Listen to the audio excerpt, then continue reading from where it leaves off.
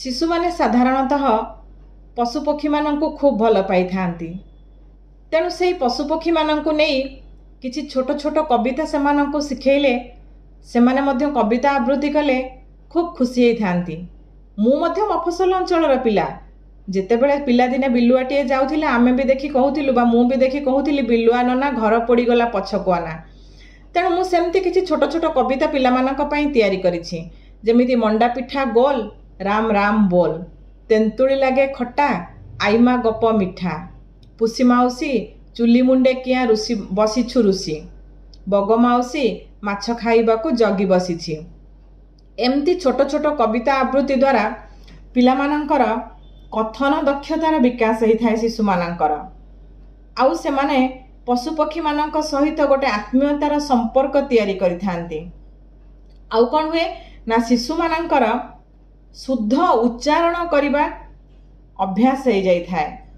तेणु आज्ञा आपण माने मध्य पिला मानकू एइभली छोट छोट कविता आवृत्ति करने निश्चित भाव में शिखांतु, तैयारी करंतु छोट छोट कविता आउ शिशु मानकू शिखांतु। यह शिशु मानक विकास रे खूब सहायक हेबो।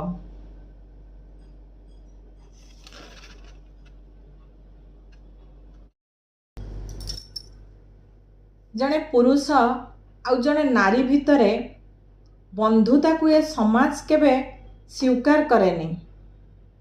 फेरी जिबा आमे पुणी से महाभारत समय को द्रुपद नंदिनी द्रौपदी पिला दिनरू भगवान श्री कृष्ण को निजर बंधु बोली मानि नहीं सखा बोली संबोधन करुथिले।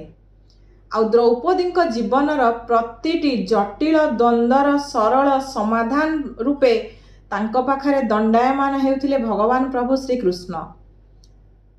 द्रौपदी और भगवान श्री कृष्णकर बंधुता शेष पर्यंत अक्षुण्ण थिला।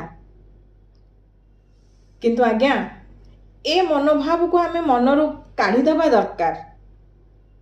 आउ गोटे कथा, बंधुता सबुबले निर्मल आउ निष्कलंक हेबा दरकार।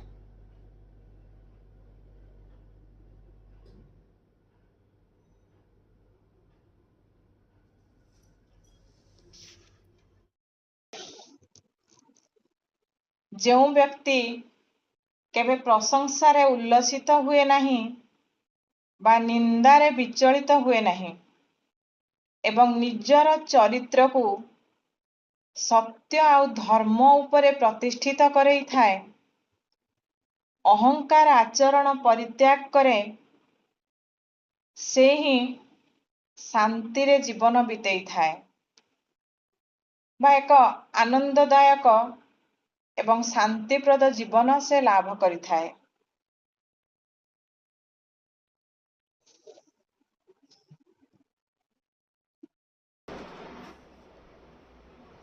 पिला माने पुणी आज पदे कथा सहित तुम मानक पई मु कठिन परिश्रम, दृढ़ आत्मविश्वास एवं भगवत आराधना ए हेउछि तुम मानक जीवनर सफलतार चाबिकाठी।